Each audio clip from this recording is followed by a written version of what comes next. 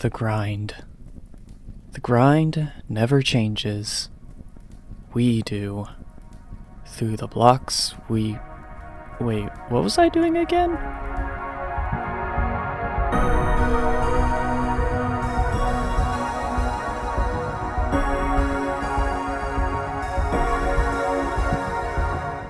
Welcome back to the Garden of Grind, and rejoice, for we've reached the double-digit episode count. After improving our steam setup and constructing our bricked blast furnace in the previous part, we now have the privilege of waiting for enough steel to cook up for the 3 forestry machines I've hinted at in the previous episode. I've done the math. It's not pretty. So now, if I go over here, we could say that we're done with the bricked blast furnace, and now we have access to steel, so all we need to do now is make the steam generator, squeezer, and centrifuge. Now, I need to actually make those recipes and put them in my crafting window over here, but I will get straight to that, so give me just a little bit, and I will be right back. Alright. So I've done just a little bit of crafting step preparation, because these recipes here, I mean, this one's not terrible, but this one is kind of unfair. Like, goodness gracious, the amount of steel required for all of this? It's gonna take hours. Not to mention, I haven't even finished this one here, and it is just as annoying. Well, regardless to say, this is going to take quite a while. And if you want the full materials list, I'll just go ahead and show it here. Oh well. I mean, I guess it's not like I haven't waited for things to progress in this anyways. So yes, for the hobbyist steam engine, the centrifuge, and the squeezer for lava, we need a total of 88 steel ingots. In batches of 10 ingots per hour, this means we will need to wait 9 hours for this to cook up. It's not quite at the level of watching grass grow, but I still try my best out here on the skyblock. Obviously, I'm not one to judge how you choose to spend your time, but I figure if the game is throwing a giant stop sign in my face, I may as well take some time to clean up. The first order of business? That ugly ball of cobblestone that's plagued us since episode 3.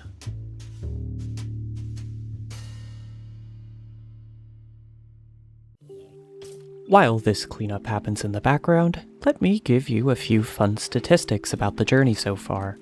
At this point, I have about 66 hours of total playtime, and have died 413 times. Despite having kept this current life since I got my first tree, I am still, somehow, averaging over 5 deaths an hour. Interesting, isn't it? I have also slain approximately 9,200 mobs at this point, so in terms of that exchange, I'm certainly ahead.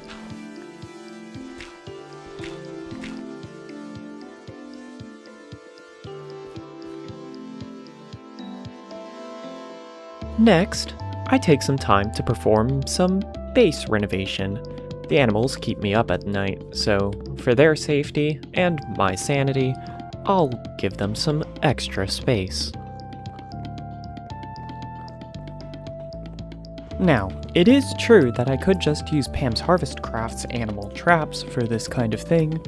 Admittedly, I would get plenty more mileage by attempting to re-roll my passive mob cap for some sheep instead, but for now, I don't think it's too much of a concern.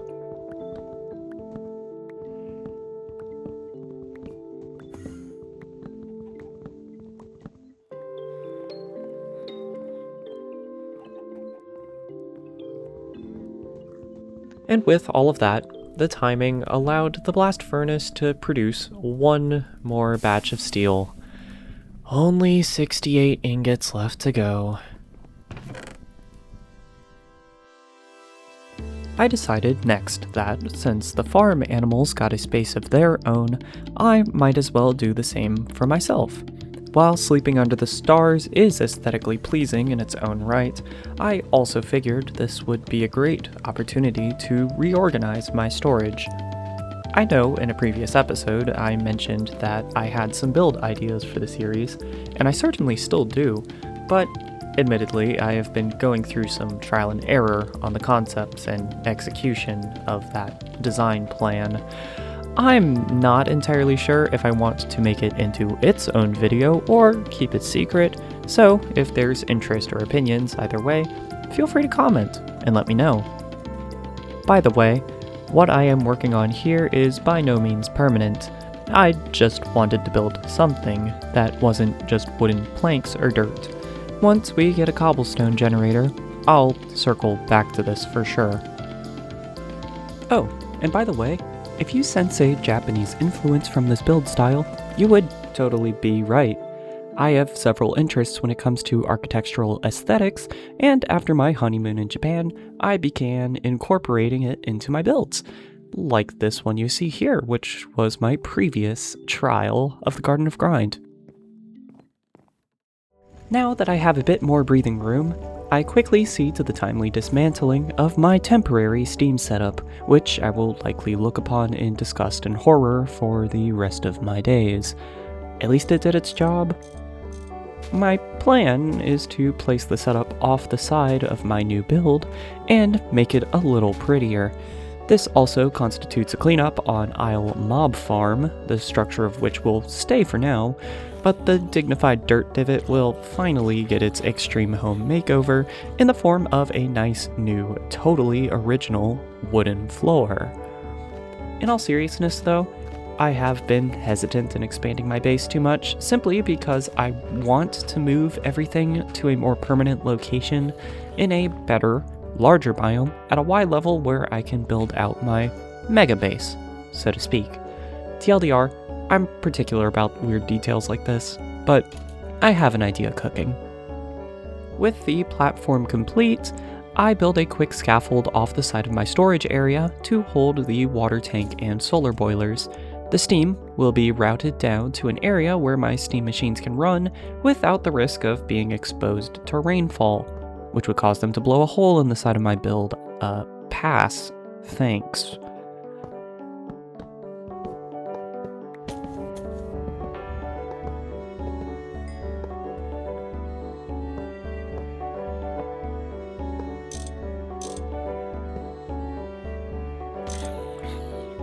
After setting a quick auto smelter up for my furnacing needs, as well as finally getting the coke oven back online to passively produce the extra fuel I'll need, I can cheerfully say that one more batch of steel has finished.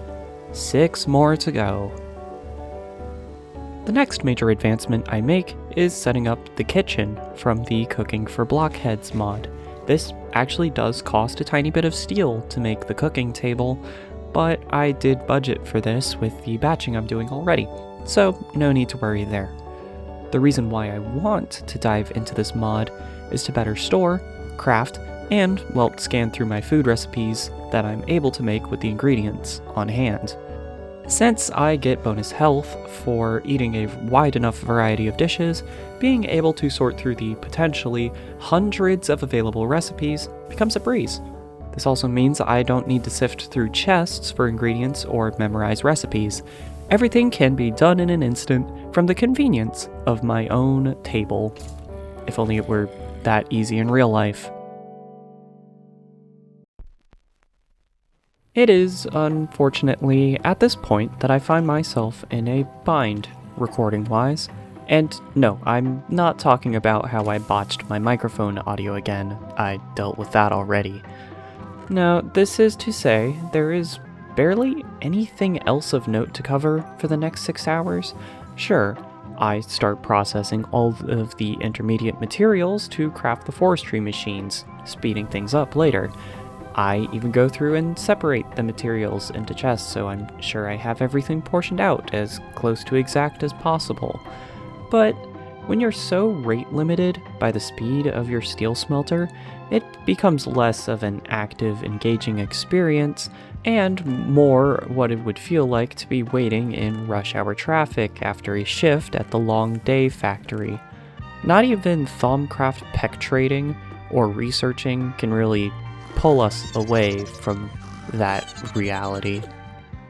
However, approximately 5 hours, plenty of AFK breaks, 168 grout for Tinker's Smeltery, and the entire supply of my primal aspect research points later, and with a small decorative cobblestone generator to boot, minus the lava, duh, the wait is, well, just about finally over.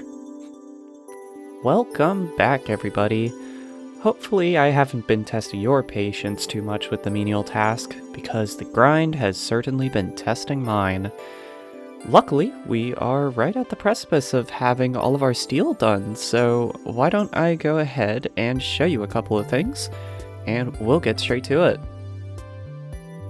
So here's our new little build with our auto smelter. Villager reactor's doing just fine. Next, over here, obviously, we have our blast furnace, and we also have our mini Tinker's Smeltery, just missing a little bit of the lava to get going, and this, which I built out of some chisel blocks. It's just a nice little cobblestone generator.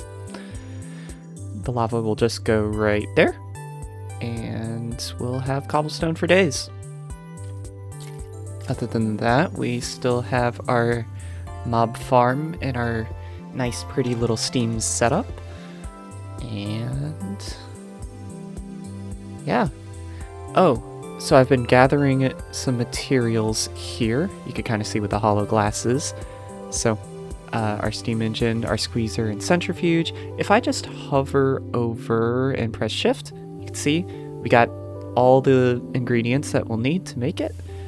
So we're good there. If I do it for the squeezer, we're good there. And for the centrifuge, we are just waiting on exactly 10 steel. So, yeah, we'll get pretty soon.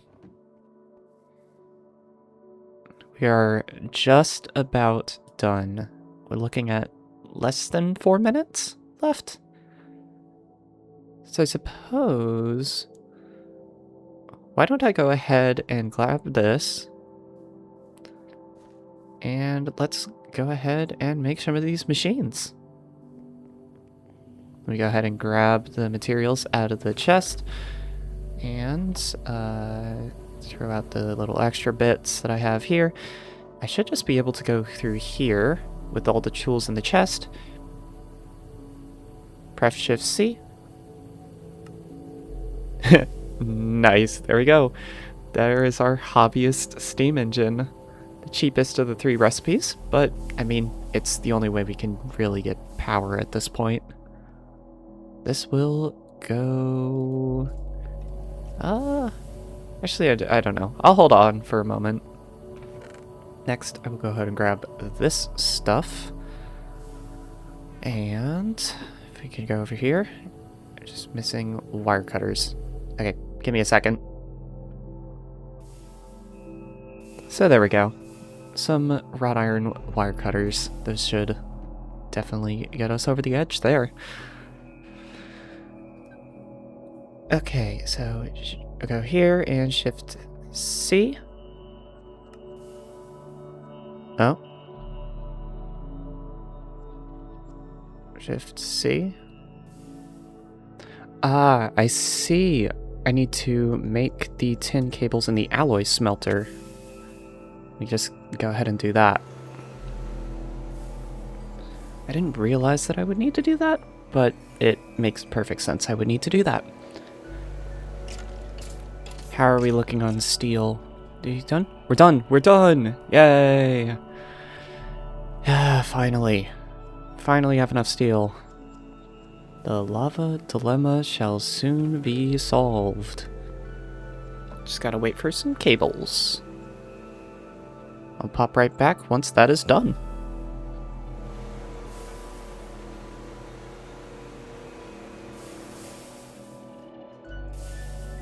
There we go. Okay. All my tin cables are done. So now I should be able to just go here and Shift C And yep, there we go. There's the squeezer. Perfect. And now, just need to grab all of this stuff right here and shift. I should have just enough to make the centrifuge. Yep, and there we go. Just enough to make everything we need. Can go ahead and put the extra tools up there, and that is the steam generator, squeezer, and centrifuge all done. The lava dilemma shall soon be solved. With the trifecta of why would any normal person use this seriously machines now in our possession, I quickly grab some diamond dust as a fuel source and place the machines down under the cover provided by my steam setup. When given a redstone signal, the hobbyist steam engine will burn fuel to increase its temperature until the point where it will turn water, which I also need to supply, into steam, and steam into redstone flux, which, by the way, is the non-standard form of energy packet for this mod pack. Also, let me be clear. This generator is terrible. Nobody should ever use this. The only reason I am doing so is because I have to, and there is no other... Huh? Yeah? Yeah, that's me. What's that? No. No, you're telling me there's a... Oh. No, I'm not going to go back in time to show this as an option too. Just throw a random clip on the screen, I don't care. Yeah, see ya. So anyways, with enough steam power, we can centrifuge these simmering combs to get phosphor, and with a lucky roll of phosphor and a sacrificial Mojang certified block of sand, we get 2 buckets of Mojang and simple certified lava. Just be sure to wear gloves. Lava is hot. Would you believe it? But now, at least, the Tinker's smeltery and cobblestone generator can finally go online. Since I have the iron pickaxe head left over from the Stone Age quest, you know, the one that I complained about turning 4 stacks of cobblestone in, I can actually put it to use by making a quick pickaxe with around 700 or so durability after adding one of my spare diamonds onto it. And while my yearning for the mines is just as strong as the next well-adjusted Minecrafter, in a universe lacking any manner of cave structure, I'll have to settle for the next best thing. For a while. Yeah, let's just say I mastered the art of holding down the left mouse button with a phone. We'll be back.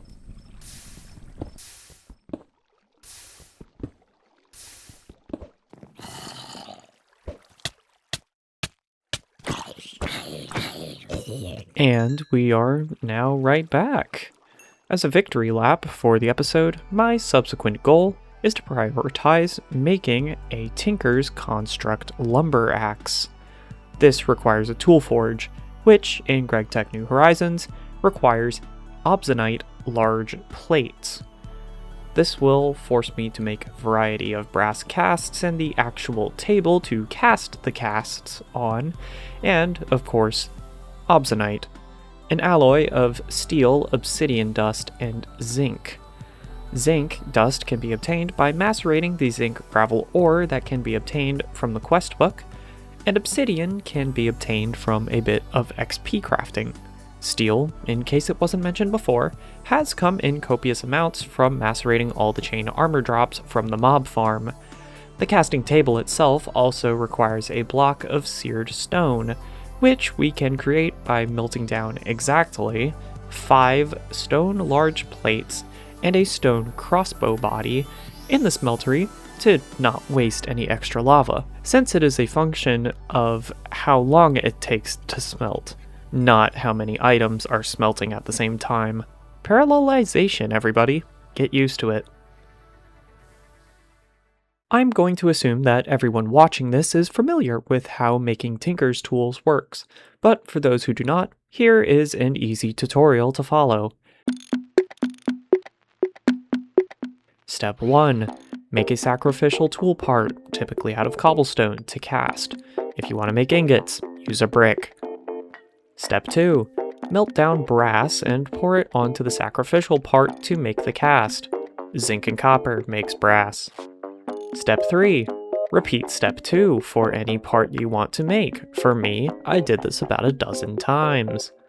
Step 4. Melt down your choice of metal in the smeltery and place your cast on the casting table that was previously used to cast the cast. Step 5. Profit. Step 6.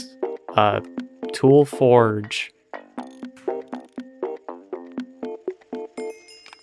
Step 7? Yeah, we'll just make the parts, yeah? Good.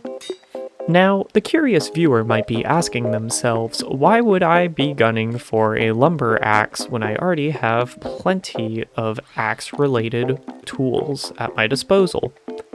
Well, what if I were to take this and swing it in the business end of the ridiculously overcompensating Gregtech rainforest oak sapling?